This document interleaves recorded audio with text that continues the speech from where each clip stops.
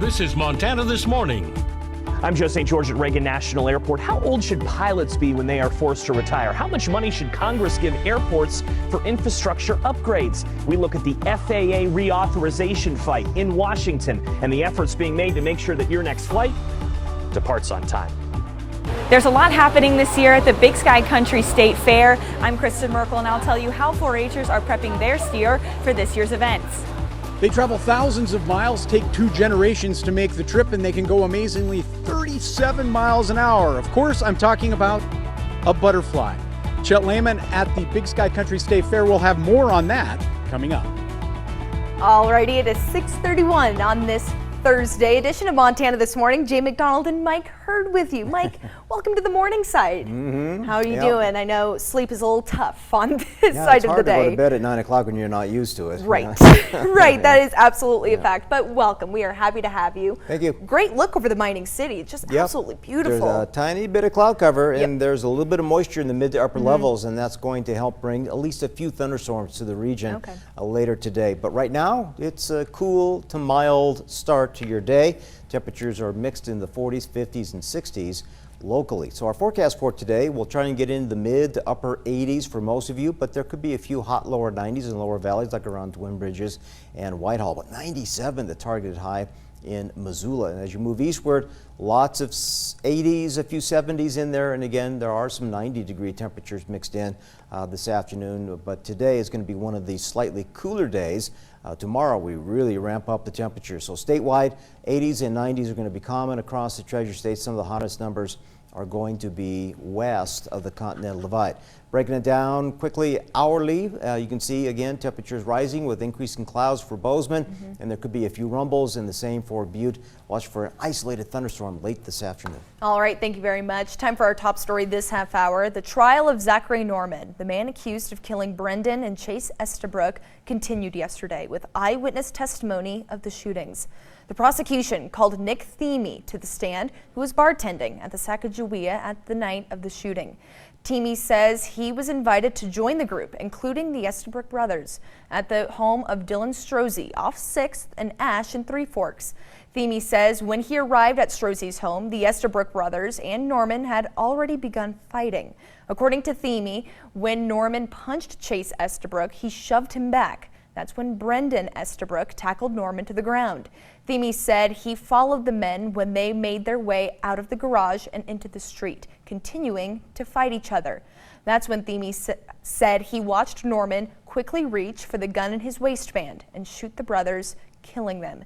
2 Gallatin County officers also testified that Norman was smiling and laughing as they took him into custody. The trial continues today. And Bozeman city leaders are not putting a proposed $102 million community center on the ballot, at least for now. MTN's Edgar Cedillo spoke with leaders about the sudden change. That we want this to get a fair shake. We want it to get an honest appraisal from the people who are going to make that voting decision. And we thought that there was so much smoke and confusion and fear about future property taxes that it wasn't going to get a fair shake. Tuesday night, Bozeman City Commissioners voted 4-0 to put on hold, asking voters to approve the construction of a new $102 million 3-in-1 community center on Bozeman's west side at the intersection of Durston Road and Cottonwood Road.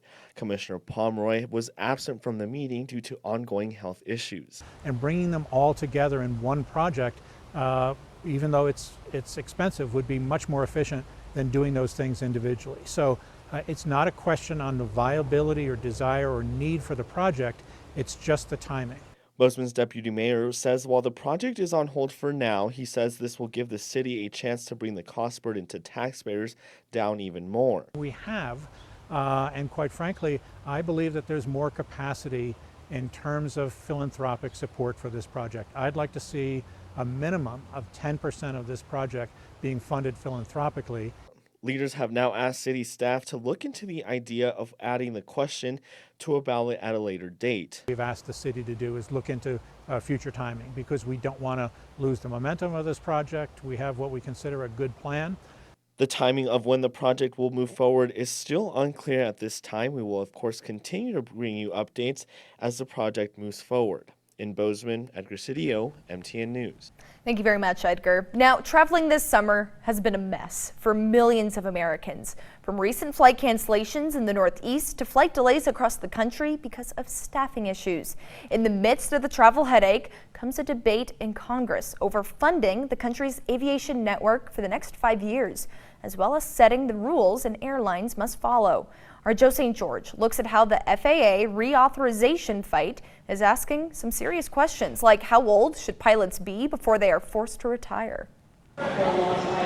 People are traveling a lot this summer. In fact, the Transportation Security Administration, the TSA, says more people will travel this summer than in 2019 before the pandemic. But here's the reality, the sad reality. When you go to the airport, you're going to see a lot of this: canceled flights and delays. Here is the data. According to the Bureau of Transportation Statistics, in 2021, around 10.88% of flights were delayed. In 2022, nearly 20% of flights didn't leave on time. And so far, in 2023, 21.6% of flights have been delayed. We're going off a cliff. And if you ask some in Congress, the issue may get worse. A combination of a lack of airport staff, aging airport infrastructure, a changing climate creating stronger storms, and a host of pilots who will be forced to retire in the coming years because of federal laws. We've got to get this right, because at the end of the day, if we don't, then the disruptions that we've seen over the last few years, quite frankly, aren't going to be anything. Well, enter something known as the FAA Reauthorization Act, a 5-year piece of legislation that Congress must pass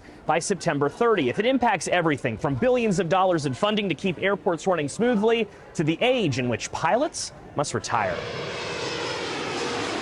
And the debate over pilot age is beginning to enter a critical phase. Currently, pilots must retire at 65. Some in Congress want that to change this year to 67. And within 15 years, nearly half of all pilots will retire. Faye Malarkey Black is CEO of the Regional Airline Association and told Congress recently that she supports raising the age because it would limit travel disruptions and perhaps even save some routes to rural airports. We asked Congress to let experienced pilots fly. But many pilots are saying not so fast. They're trying to raise the retirement age without doing any study. Jason Ambrosi leads the Airline Pilots Association. He says the international standard for pilot retirement is 65 for a reason. Raising it would raise safety questions and mean those pilots couldn't fly internationally. Putting a poison pill in there that rolls back safety is something that we're just going to not going to stand for. The debate over pilot retirement age will only intensify this year. While the House of Representatives is advancing its version of the bill this week,